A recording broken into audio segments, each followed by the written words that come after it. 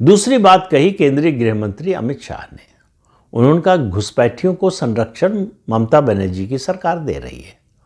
उनका 7 बार मैंने चिट्ठी लिखी ममता बनर्जी को कि फेंसिंग के लिए जो भारत बांग्लादेश सीमा है उस पर बाड़ लगाने के लिए ज़मीन का अधिग्रहण करके बीएसएफ को दीजिए, लेकिन उन्होंने कोई जवाब नहीं दिया।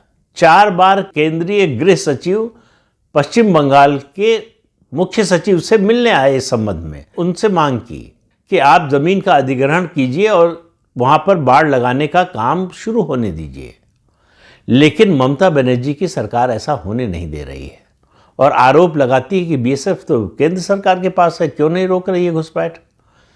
तो अमित शाह ने कहा भाई बाड़ आप नहीं लगाने दे रहे हैं, फेंसिंग नहीं होने दे रहे हैं, बड़े हिस्से में नहीं होने दिया, जितना हिस्सा था जितनी ज़मीन थी हमारे पास उस पर फेंसिंग हो चुकी है, बाकी आप एक बार करके दे नहीं रहे हैं क्योंकि आपको खुला रखना है वो हिस्सा जिससे घुसपैठी आ सके।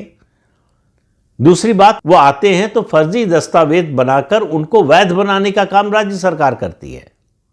उनका आधार कैसे बन जाता है, उनका वोटर आई कार्ड कैसे बन जाता है, उनके दूसरे दस्तावेज कैसे बन जाते हैं, राशन कार्ड है, पैन कार्ड है, ये सब कैसे बन जाता है, ये राज्य सरकार करवाती है। और फिर ममता बनर्जी का ये बार बार कहना कि यहाँ कोई घुसपैठिया नहीं है।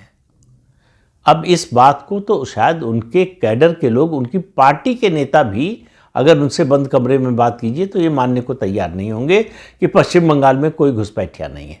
देश का ऐसा कोई राज्य, शायद ही कोई राज्य हो जहां बांग्लादेशी घुसपैठिए ना हो। वो आते हैं पश्चिम बंगाल में, वहां से फिर फैलते हैं देश के अलग अलग राज्यों में। और आखिरी बात जो अमित शाह ने कही कि हम घुसपैठियों को चुन चुन कर एक एक घुसपैठिए को बाहर निकालेंगे और हमारी सरकार आई तो पूरी तरह से सीमा पर फेंसिंग होगी, बाड़बंदी होगी, किसी घुसपैठिए को घुसने नहीं देंगे।